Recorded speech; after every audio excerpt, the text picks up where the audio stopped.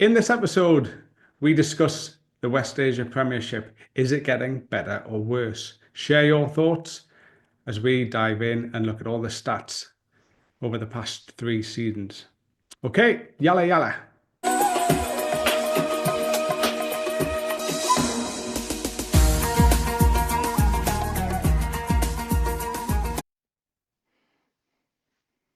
All right, welcome back to the Yalla Sports Podcast.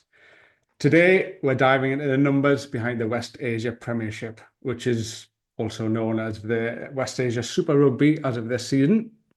We're looking at it across the past 3 seasons. We've crunched the stats, looked at the numbers, and there are some fascinating trends emerging. Looking at the big wins, high-scoring games, and team performances, and even some discipline insights as well. So let's break it down. We've got Grant Goes with us from FFP Sports. Grant is the main man behind the live streaming that goes on throughout most of the rugby season. Grant, welcome. Hey, mate. How are we? I'm excited about this one. Good. I'm looking forward to we're back into breaking it after. It's been a bit of a gap with the Yalla podcast, but we're jumping back in, getting it rolling again. Exciting, mate. Exciting. So let's start with the big picture. Across the past 3 seasons, we've had 88 matches played. The league is known for its attacking rugby, and the numbers back that up. On average, games see around 50 points scored. It's pretty decent. That means fans are getting entertainment value every single week. You can't get that on BN Sports, can you? Is that what you'd expect for the Premiership? You know, is it a league that rewards attacking rugby out here? Oh, good question. Because obviously being a Kiwi, I love the attacking play. I love to see the ball in hand. I love to see running rugby. Is high scoring points good? Yeah, like over the last few years, definitely from my point of view, like I enjoy watching it. And I think if you're going to grow the game in the UAE, then there needs to be more entertainment where there's points scored. Otherwise, and I have nothing against soccer, or football, but there's only a goal every now and again. For me, I'm not engaged because of that reason. So to hear the stat about 8 of the 80 matches and how many points are being scored, it kind of gets me into 2 places. One is great. I love seeing scores. 2 is there just not enough skill set in defense? Does that hinder the league? Does it hinder the development? Because, I think lately I've seen a lot more emphasis on defense on the international teams, and that's where teams are winning matches on strong defense. And it's not about the high point scoring. When you watch a game where it might be South Africa, New Zealand, England, and they play against someone like Uruguay, and they absolutely smack them. They put on a B team. The defense is, terrible, and you're not really impressed by the tries or the high scores. What you are impressed by, if that team was able to defend well, and the score was only 12-15, 12-13, like there's 3 points, low scoring, you'd still be better engaged. You still get better matches.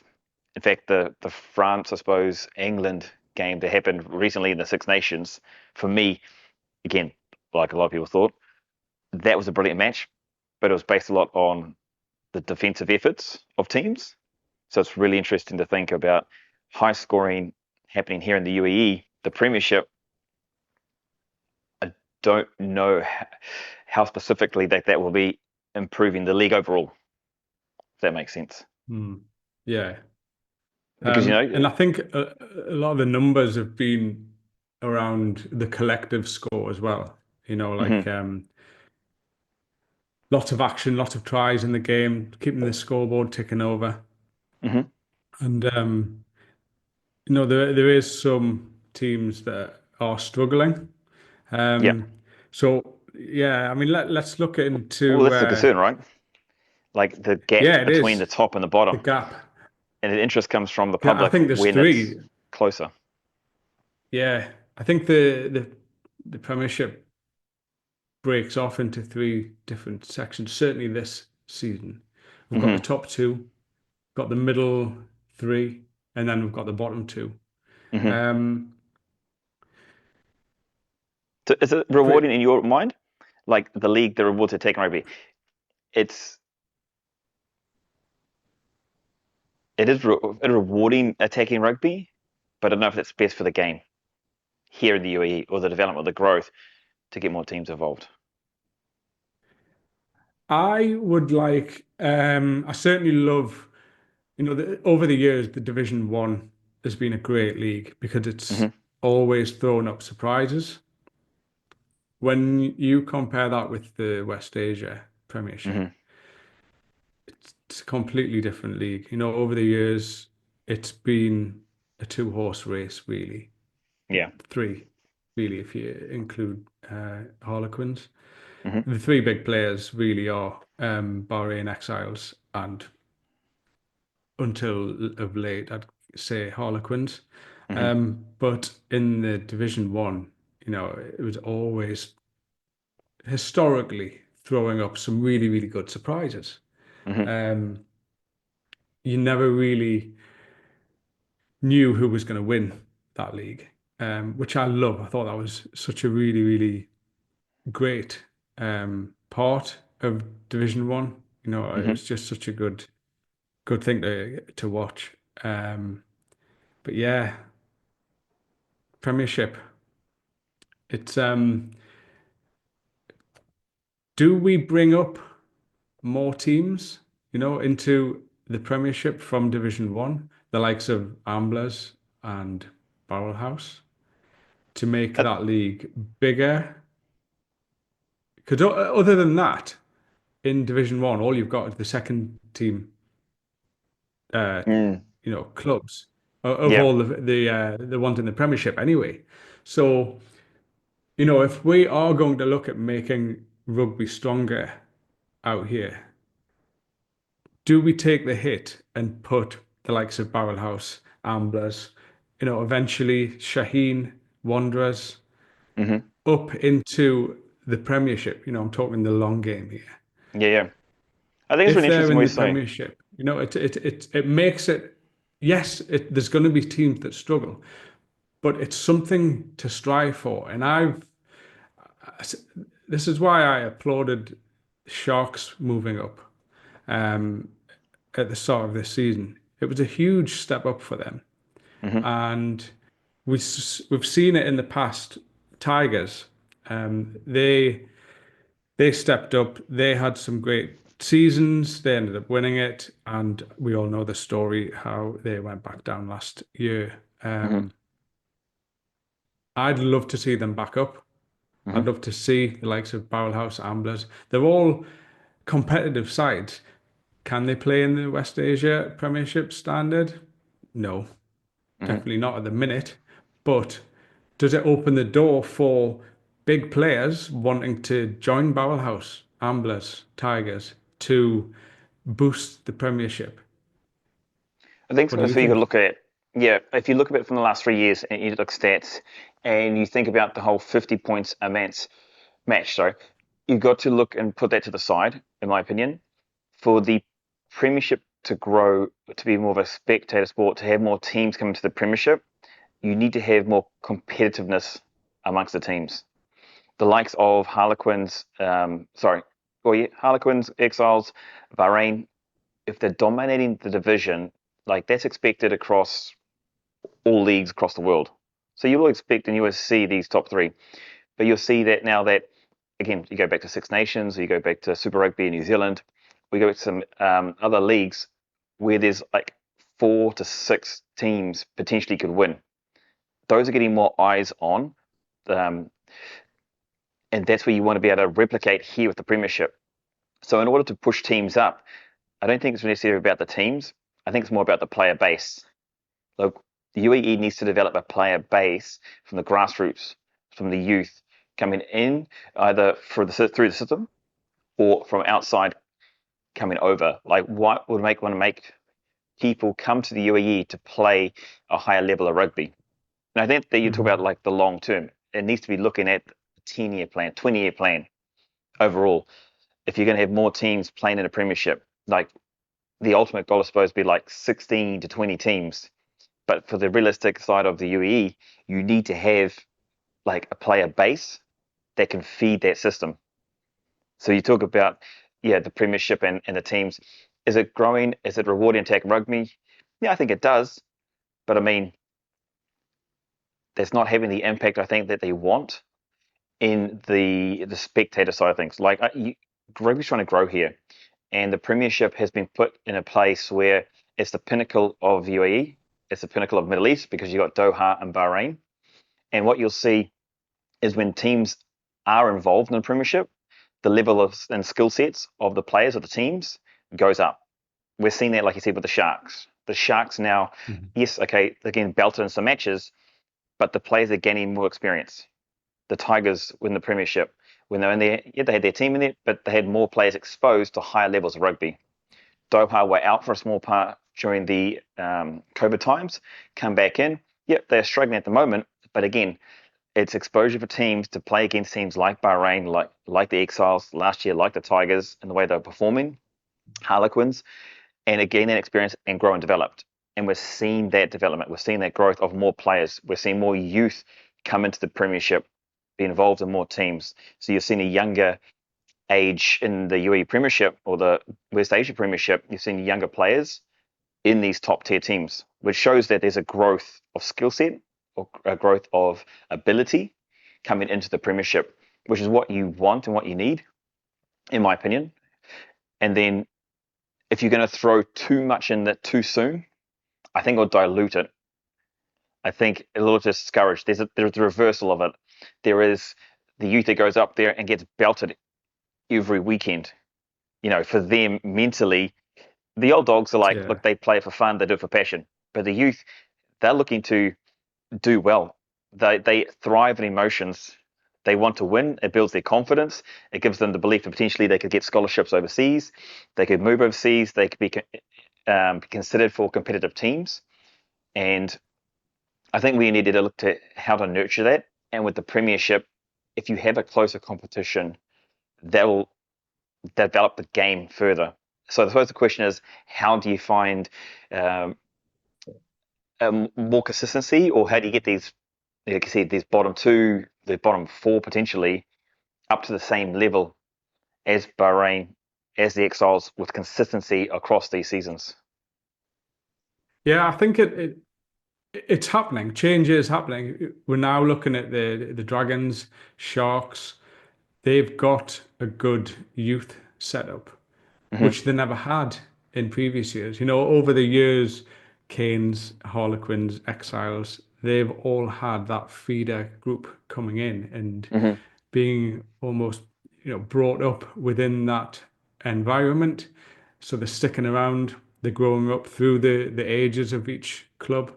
Yeah. Um, and I think it shows. And obviously grassroots is so important. The Tigers have got a huge section. Now Sharks have got a huge youth section. Hmm. I'd like to see um, you know, more Dragons stepping up over I think the youth development through there. There's a bit of a gap at the minute. I think it's very Hmm. much youth mini and youth at the minute as opposed to young lads breaking through into the Division One and up. Yep. But schools rugby is massive out here, which has got a good influence on the game. And a lot Yeah, of hundred the percent. schools are feeders for the local clubs. Hmm.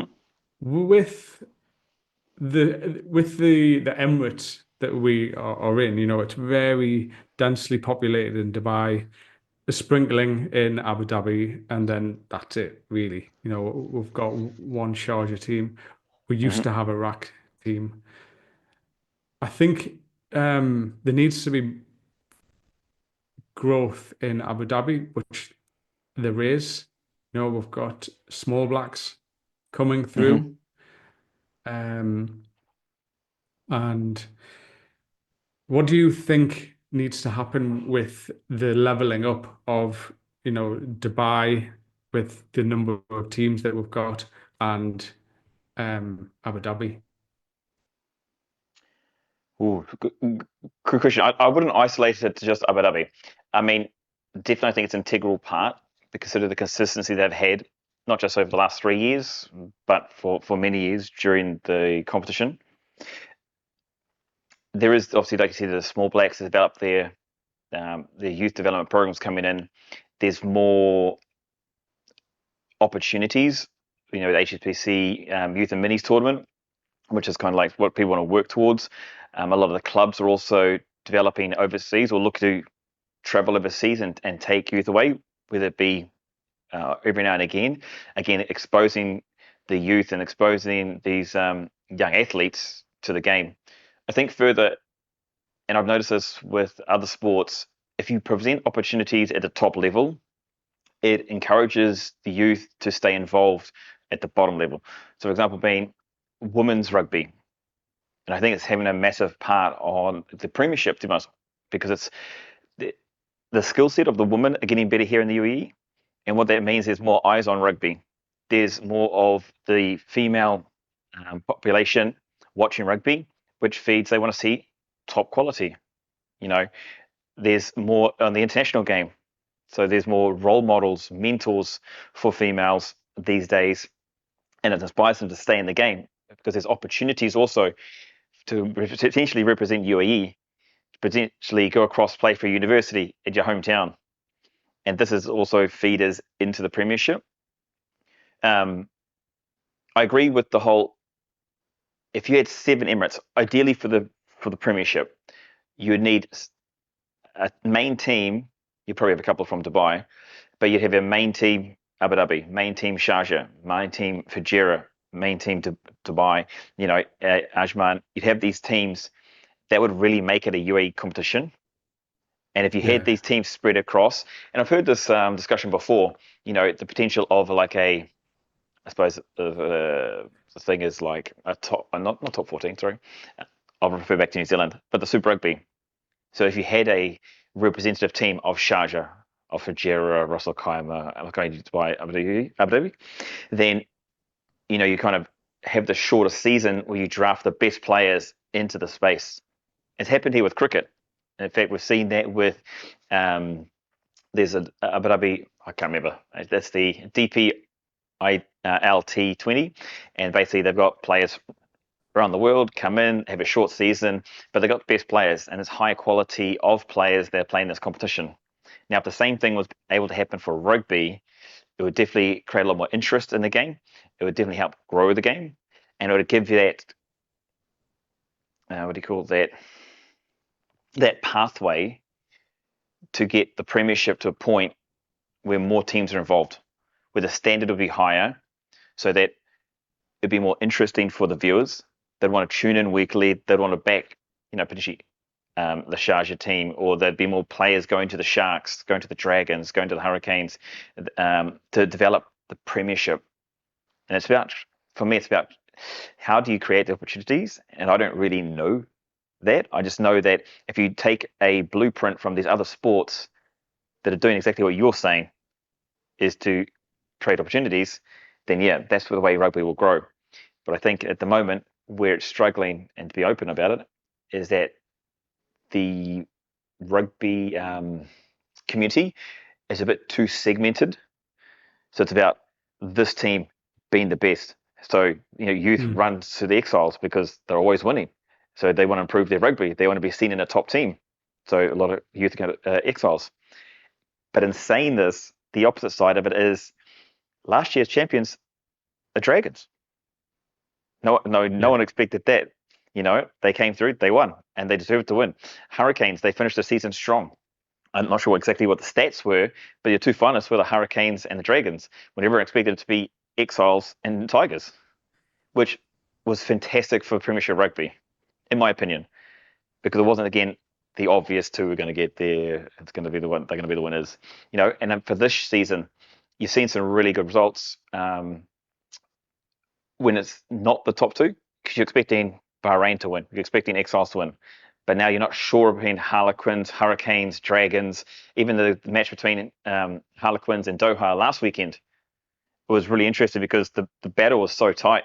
Harlequins got away with it in the end, but Doha was in the fight. And that's what you want to see. If you're going to grow West Asia, Yeah, if you're going yeah, to grow the definitely. Premiership, You want teams still to be in with a fight. You know what I 100%. mean? Hurricanes, Dragons, What I wouldn't same like to thing. see is just, yeah.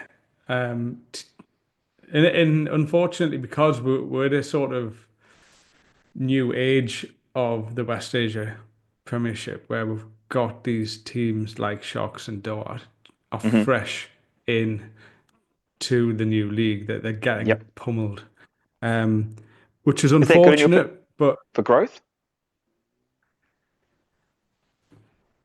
I would rather that it wasn't such a pummeling. I thought I would like them to be, have things in place where they had enough backup, enough Hmm. replacements to Hmm. keep them going. Hmm. Um, and the crucial point is here, still in with a fighting Hmm. chance.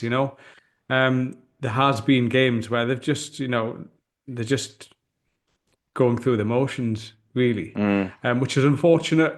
But I think it's a phase that they'll have to go through. It's a Hmm. phase that the Tigers went through. I Hmm. think they went through two seasons where they just got smashed, but Hmm. then something clicked, um, and I don't know what it was. It might have been an influx of players. It might have just been the fact that they were in the Premiership and people were stepping up. Hmm. But they started to win games, and they did a season where they, mid-table finished, and then eventually last season they won it. Hmm. Um, yeah, See, for me, it's interesting because of the fact that I think what's missing here is the ability in the forwards. That's where the game's lacking. There is a lot, and you talk about, attacking rugby has been rewarded. It's because that's what a lot of players here are, I want to say, genetically designed for. There's a lot of athletic rugby we players. need more pie eaters out here. We We need to need more fight Geordies. steak eaters. Yeah, get Real the men don't Scottish eat out. greens. More Scottish. Everyone's too Mate, fit out here. that's the thing, because that's where, you know, a good example right now is Barrett House. Barrett House is a forward dominant team. A Amblers is forward dominant team. These guys get on the front foot, allows their backs to do what they need to do. Sharks is the same as well, even in the Premiership, where they're slightly off the pace, in my point of view, is up front. They just don't have the same kind of heavy hitters to be able to unleash their backline. And so they're always on the back foot. So then the backline suffers. And that's where they're suffering in the Premiership. Now, I agree 100% with the Tigers. They developed, they got the forwards in there, and they were able to show their dominance. And then the backline was able to do things. I think the same thing's going to happen with the Sharks. They just need to be able to Mhm. bring in the 2 or 3 extra forwards, especially probably in the front row, That's it. Yeah. and they will be doing It's exactly the almost same like thing. we're covering them in cotton wool because they're our only ones. Yeah. And if we break them, then we can't play. So Well, we that's what you're need seeing. more backup. Yeah, you're Mm. seeing the 3 guys in the front row. Once they're out, the team completely changes. The results completely change. And suppose if you look back at the Premiership and the growth and development, not just looking at what the current teams are. Like, agreed, want to see Tigers back up there. The was it the Eagle Knights wasn't able to come through, but Shaheen now, they're putting the bases together for a Premiership team. Mhm. So we are seeing a positive future for the Premiership. We're seeing 8 to 10 teams potentially in the next 3 to 5 years. And I see those teams also being a lot more competitive. I love the fact that Hurricanes, Dragons were in the final, that Dragons won it. Everyone wrote them off. But Mhm. hey, they were right. They were right there. Again, same thing. You get 2, potentially 3 proper forwards into these teams, and we're talking about maybe a dozen players. You put them into the Hurricanes, you put them in the Sharks, you put them in the Dragons, and the game changes completely. Because it's that last 20, we've seen these teams fall away.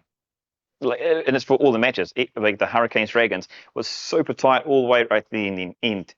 Harlequins were thereabouts, and just unable to finish. But again, it's that 1 or 2 players included in these Premiership teams will just, for the competition, keep it so much closer, keep it unpredictable. People want to watch it, people want to tune in. And of course, it leads into viewers, sponsorship, and growth. Inshallah. Inshallah. I know. Inshallah.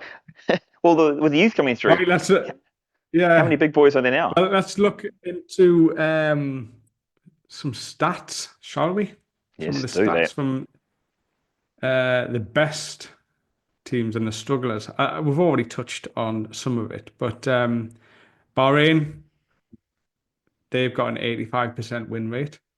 Hmm. Um, 23 wins over the 3 seasons. And Exiles, they've got a So 63% win rate. 23 out of how many matches? Is Uh, that 32? 31? yeah, I think so. It'll be doubling that, won't you? Mm. Um, yeah, I'll find that out. Okay. Um, Exiles, 63% win rate, 13 wins over the past 3 seasons. Hmm. Um, Wow, that's what crazy. makes what makes Bahrain such a powerhouse, do you think? Two things when I think about it immediately. One obviously is that it's a it's a concentration of people. Like it's a small country, but Hmm. you know the second side part of this, I suppose they worked together. One is rugby's such a big thing in Bahrain. I mean, you look at Bahrain Rugby Club, it's amazing. Like Hmm. it's just the go-to place each weekend. The support the club Social, gets for everything. the Yeah, for yeah. the players. Like, yeah, of course, and that's what success does. When you've got a team that's performing, you've got a team that's always up there consistently throughout the years, it's going to attract people along. But I think it's what they do behind the scenes, what they do off the field. What they've got their Goldie Oldies, their youth. They've now got a Division One team competing, Hmm. which is amazing. And that's not just happened overnight. That's growth and growing. And so the powerhouse for me is okay. It's attractive because you're winning, but Hmm. you want to be part of a culture or a community that's positive, energetic, things are happening. It's not just rugby happening there. They've got other sports. They have like weekends where people come down with the families. They've got families interacting, engaging, socializing, and you want to be a part of that. And it kind of draws, again, dad comes down, mum comes down, the kids come down, and then all of a sudden you've got a player base that you can grow and develop, and you could filter them into this one team that performs. So it creates a pathway for the youth, and it creates entertainment for viewers, spectators. It's a space that you can go and down, and you have somewhere to go and be social, something to do, and not be stuck at home and just watching. And it's a fun environment. Like when you go to a home game in Bahrain, people are Hmm. cheering, people are having a great time, there's kids running around. It's a really friendly, open atmosphere. And I think that's Hmm. a big part of what makes them who they are on the field. On the field, people get behind them. You know what I mean? So that's why I think that's one is they've got a lack of selection because it's that one club. The second one is they backed it up with such a huge community, and that's what makes them, in my opinion, such a powerhouse. Yeah. Okay. Um, let's dive into some more stats. It's interesting you say here. Like this is the top two with Bahrain having 23 wins, Exiles only having 13. That's nearly half, and that's second. You know, you, as a competition, we talked about this for Premiership development. I would want, I would think or expected that Exiles be more like Gap to be 18 closer. wins. Yeah, much Mm. closer. You know what I mean? Hmm. Because you can throw the question out there: is that potentially killing the game? I don't think so. Hmm. I think the level of competition that Bahrain provides means that teams need to step up. Yeah. Yeah, we've already touched on the high scoring games. On average, matches produce 51 points. Um, Draws. So out of the 88 matches over the the past 3 seasons, we've only seen 2 draws. Hmm. No, I haven't seen 3, sorry. Um, 3 teams drawing. With draws being so rare, what does it say about the competitiveness of the league?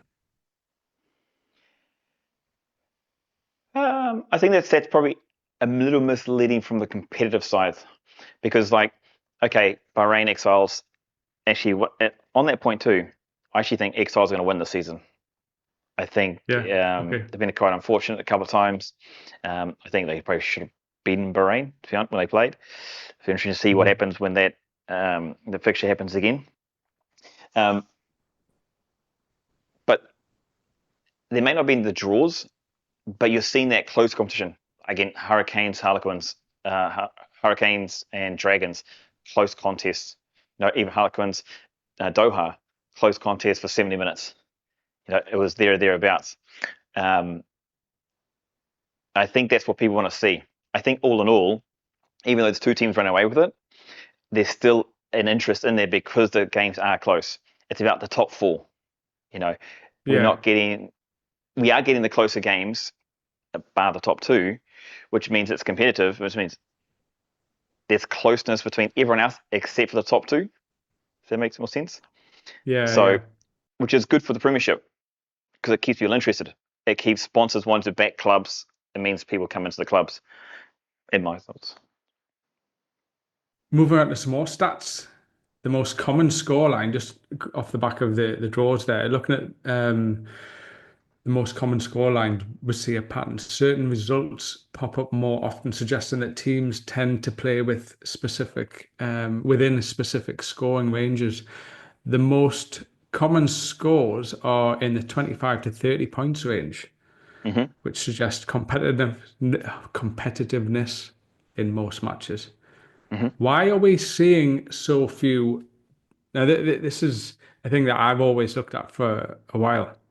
And I haven't been playing rugby for a long time, so I'm still stuck in the old days.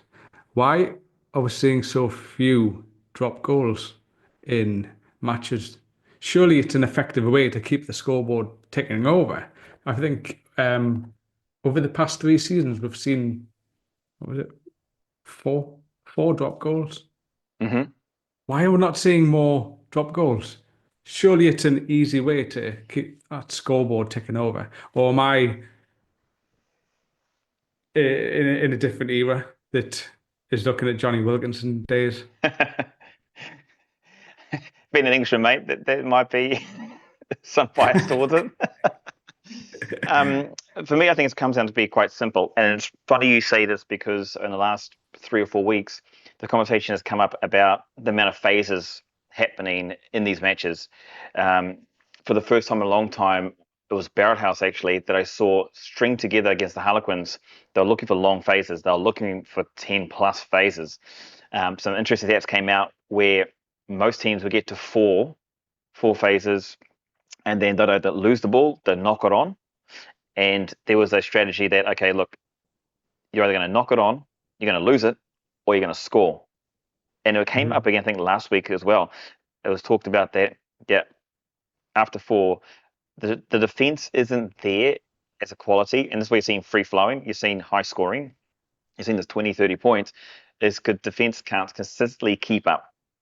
And if the game's going to grow, then it needs to be a bigger focus on defense. But like any sport, most people are like, oh, I don't want to defend. I want to attack. I want to have the ball in hand. I want to score that try, potentially that drop goal. Um, what is interesting about that when you talk about free flowing is the strategies behind teams. I've seen in the Premiership, like the last season for me was really exciting, and the difference you saw between Exiles and Bahrain, above all others, and even came with the Tigers as well, was their kicking game. The strategic kicking game. They would be kicking space, looking for the line deep. They're looking for territory. There's a lot more kicks in place.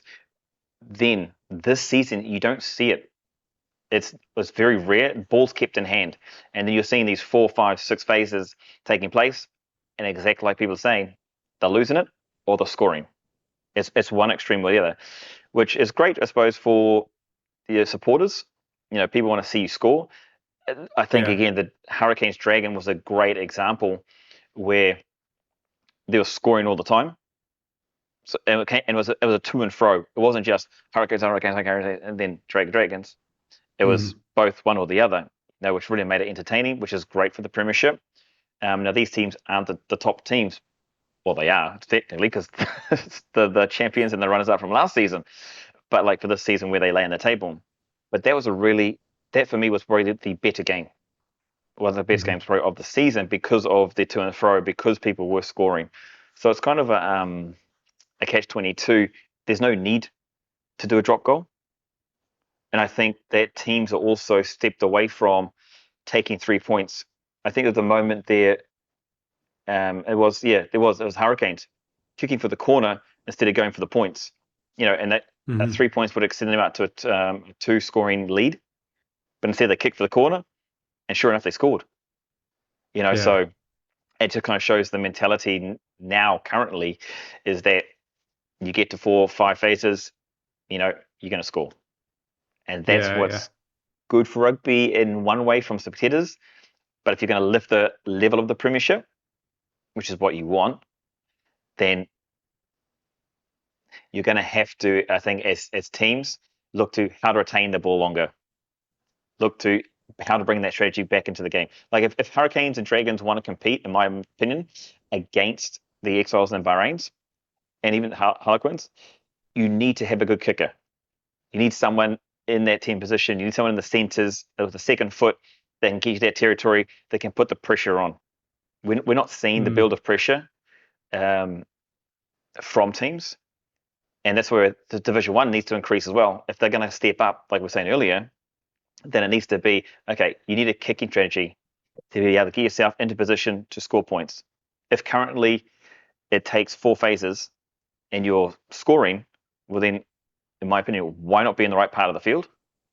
And if you bring a Yeah. kicking strategy into that, put it into deep into the corners, put it down the field, look for that fumble, work on the high kick to put pressure on the catcher to be able to force that knock on, good chase. Like these skills for me, that's where we need to develop the game in the Mhm. Premiership. And that follow throughs from Division 1. Well, if Division 1 teams want to get up to Premiership, one, they need the forwards. Two, they need to understand their strategy better to really put pressure on teams like Bahrain and like Exiles, who last season or the season before had exactly that game plan. They kicked it into good territory and they would cook threes, put pressure on, extend the lead.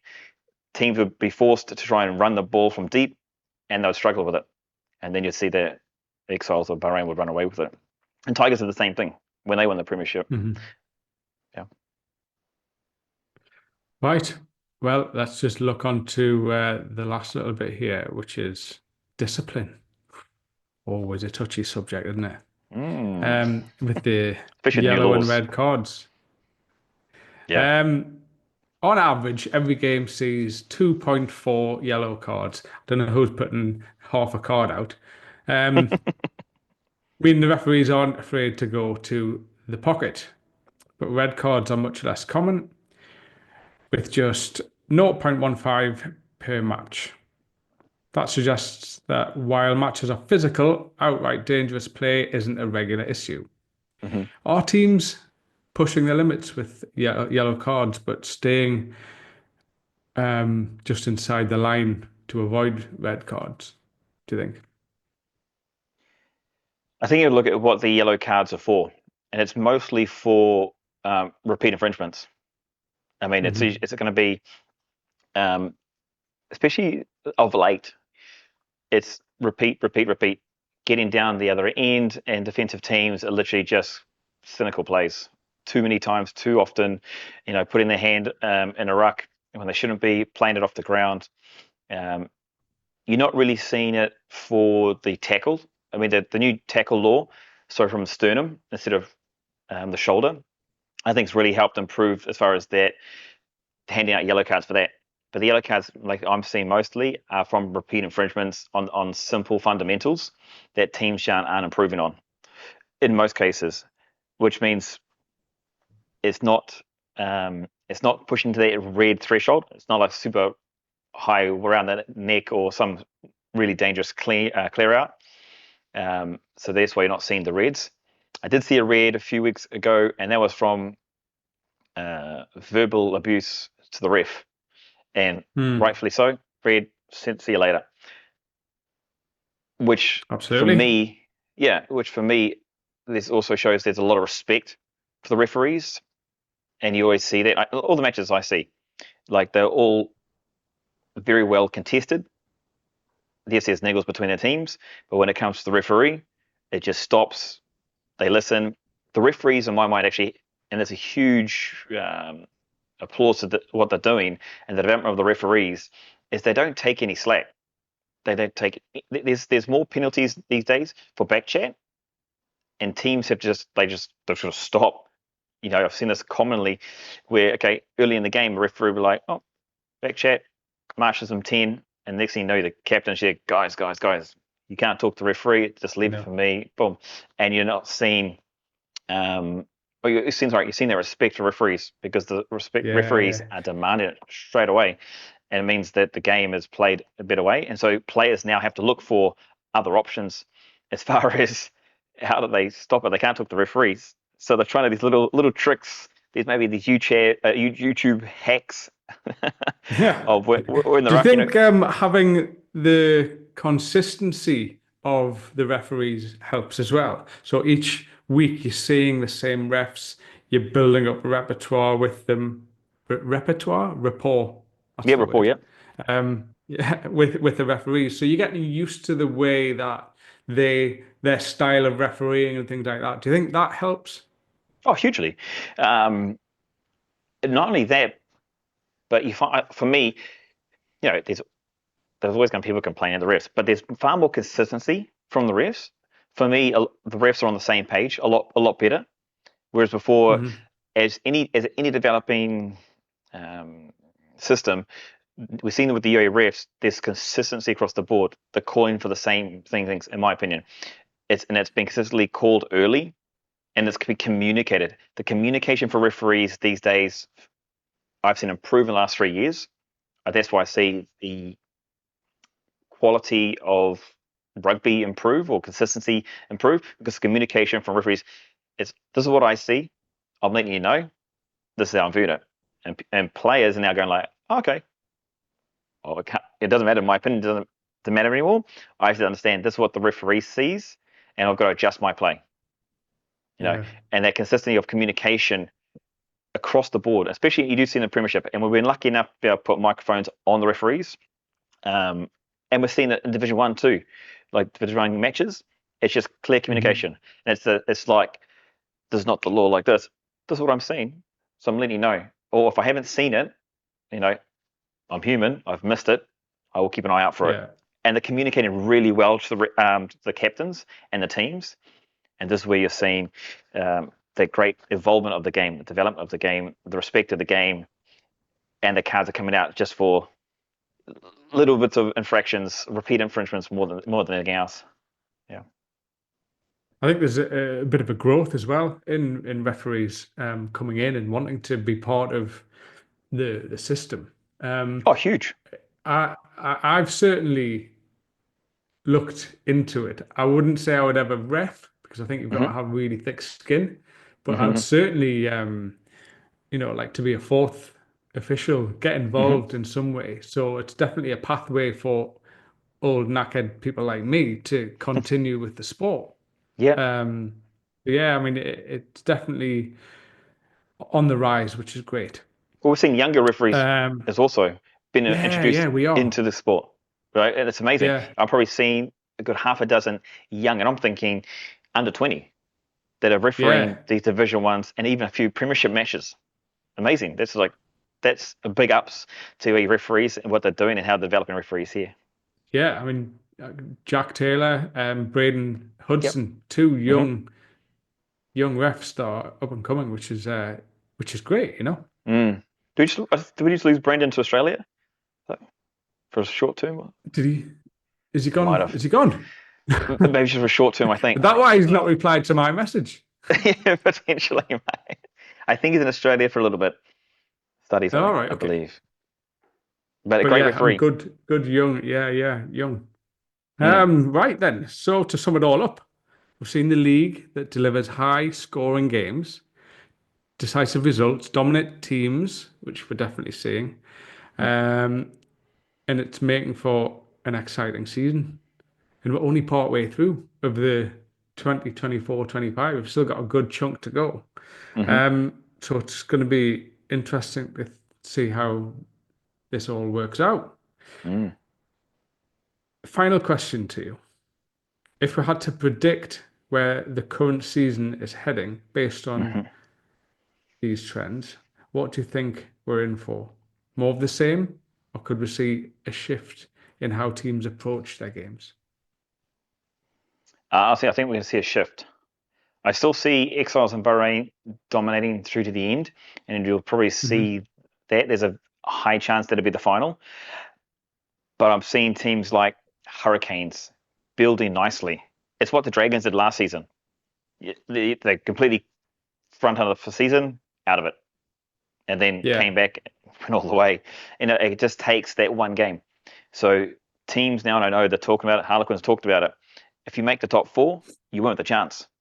You just need to win two matches from there absolutely. on, and it's on the day. Because previously it was just the top two would have Yeah. a playoff final. hmm Um, but now we're going to be bringing in the top four hmm um, for a I see. semi-final, final playoff. Oh, it's fantastic. I think the other side of it too is that you're going to see matches consistently be a lot closer.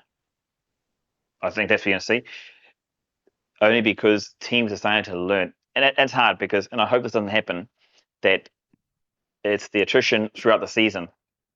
Trying to avoid those injuries deeper into the season as you get towards playoffs, making sure players can still play. I mean, that's why I know there's been a few forfeits in the lower divisions because they know they're going to get battered and they want to make sure they can see out the season, right? Not only Yeah. for their particular team, but to feed their other teams. So yeah, no, definitely. I see a lot more of the same. I see the game growing, and I've seen it grow, especially in the last 2 or 3 weeks. You've seen teams go back to me being more strategic, and I don't know. And I thought this the other day. I do wonder because we're streaming a lot more of the games, because now there's commentary from somebody talking about some insights, some stats from what you're putting out there on Yalla Sports. I think teams are paying more attention to it. They're open to Hmm. further feedback, or they're just watching the game for analysis, and whoever's on the other side of in the comms, and just it pointing out other areas or suggestions of hold on to the pill, what are you going to do for around the ruck, how's like small fundamentals. And I think coaches are starting to apply that. I start to see from my side there's a little bit more emphasis towards kicking strategy. If the kicks in Right. play, Okay. they're looking to um, put themselves in the right part of the park early, or a couple of teams Hmm. have essentially got to the 3 points. They got down the other end, they're inside the 22, they want to go away with the points. Whereas before, you'd see them try and kick for the corner because it's the four ruck, I suppose, myth going on. You're either going to score or Yeah. you're not. But now they've kind of gone like, okay, let's just get 3 points. Cool, we've done that once. Look, restart. It's not about we have to score every time. It's starting to build pressure, looking at the whole game. And I think that's what you're seeing in the back half of the season, especially get towards playoffs. That's where teams are trying to work their way towards. And you're seeing that the winner of the competitions this year, they will have just a better strategy. They'll have a kicking strategy. Elaine proved that last week when they played the Dragons. It was they had good forwards, but they're kicking to the right part of the field. They're putting pressure on the Dragons. Dragons were dropping the ball. Elaine would then be represented with the opportunity and they'd score. We're seeing that in the Premiership. We're seeing it. Dragons didn't quite pull it off against the Hurricanes, but the Hurricanes, that's where they made a difference. They're in the right part of the field. Strategy paid off. They put the ball behind the players to turn the teams around, made them run backwards. And we're seeing it actually a lot more in Division 1. Division 1 teams Yeah. are starting to, instead of just trying to show their skills, they're showing a lot more game knowledge, a lot of game smarts, and applying it into the overall match. So hey, let's get down there, let's build phases, let's build pressure, let's score points. I think that's where you're going to see a lot. That's why you're going to see a lot more tighter games between teams. Exciting, very Just exciting. looking at the league table there, Do you think, now how do I phrase this? So if a team, say Bahrain, top the table Mhm. and then they qualify, they get knocked out. Should there be any sort of celebration for Bahrain having topped the table, or does it all just fully uh, revolve around the that final game? Is there That's a any great way that a question. team, is there any team, because it's happened, it has happened in the past, where a team tops the table, but then they get knocked out. Mhm. Where's the celebration in that? What do you think? That's the evolution of sport for me. If you look at the international game and you look across all the leagues, okay, minor premierships, they win, but nobody cares. I suppose teams don't celebrate it. They're there to win the competition. They're not there to finish off Yeah, top of the table, top of the league. You see that in all competitions more now, because that's at the end of the day, is as harsh as they may seem for people. That's the reality of that's the winning team. Like Dragons, they won. It doesn't matter doesn't matter who if they was the didn't top the premierships. table, they I won. can't even Yeah, tell you who was on top of the table. I just know that Dragons won yeah, and they played Hurricanes. You know what I mean? That's what yeah, yeah, counts at the end yeah, of the day, and that's where the wins are. Um, yeah. Different when you're a new team coming into the league, like for the Tigers when they were first into the Premiership, develop, won. Sharks in that position now. The first season, it's all about development. So yeah, for them it's slightly different, but ultimately, uh, yeah, I hate to say this, minor Premiership. I can imagine they feel really, really hard done by. You on paper, you've won the league, you've done all the right things, Mm. but then you get knocked out in the But final this is stage. also the beauty of okay for the club, yeah, okay for Bahrain, you know, it, how do I put it this way? Bahrain winning the minor premiership and then losing the competition, I think, is better for the competition because it Mhm. throws up in like last year.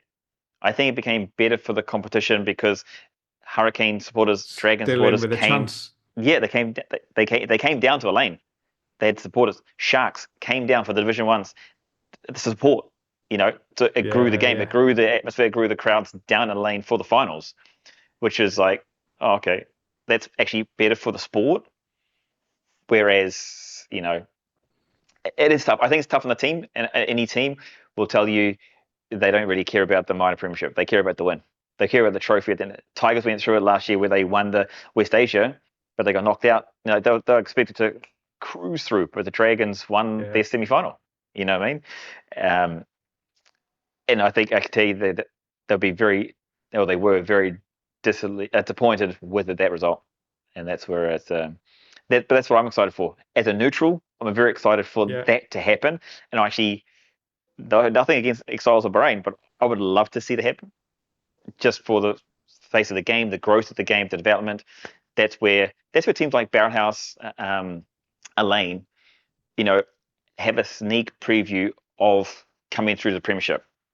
Now, I don't yeah, believe that Barrelhouse or Elaine at this current moment and the way that their setup is could go into the Premiership. But what it does do is that I think it's a feeder for, and I think that's what probably going to be the final. No, probably Bahrain. Bahrain Division One, Powerhouse, and Amblers. I think those teams are going to be our top two for Division One. Those ones are mhm, going to be in there, and those teams are applying the strategy of the game. They're putting kicks in play, more kicks in play. They're going for the 3 points. They're working on up front for more consistency with more rucks. Bahrain did against Amblers. They did it with 14 players. They held to the pill. They recycled. They were patient, and they were rewarded. And that's what allowed Bahrain to beat the Amblers. We saw that last weekend with Barrett House versus Harlequins. The same thing. Held to the pill, retained, recycled, scored, rewarded with points. And that's what I see what's going to happen going through. So even Division One, same thing on this question. When it gets to the end, if you win the minor premiership, but you don't win the title, whoever that is going to be majorly disappointed. They'll be like, the job's mm, not done. We've only got part of the way there. But great for the yeah. sport. Great for you and I. Yeah, definitely. Right, Yeah. closing thoughts. Who, now you've already said it, I just want to hear you say it again. Who do you think is going to win? I think for the Premiership, it's going to be Exiles. Mhm. Although some part of me thinks Hurricanes are going to be there. Yeah, Yeah, I mean, we'll just stick with the Premiership, but Premiership. you think exiled. I always fight for the underdog, and Hmm. I would like to see Hurricanes win this. I Hmm. know it doesn't look like it if we were to just base it solely on the league, Hmm. but they're in with a chance. They're in the top Yeah, four. They get through. I would love to see Hurricanes lift that trophy this year. me too. They're building nicely. Yeah. They came Mhm. into the final last year as favourites, weren't able to pull it off. They go back-to-back finals. Yeah, that's quite a story. I'm with you on that. Good man. Alrighty, Grant goes. Thank you very much for joining us on the Yalla Sports podcast this week as we Thank you. discussed the West Asia Premiership. Right, take it easy. I'll see you next time.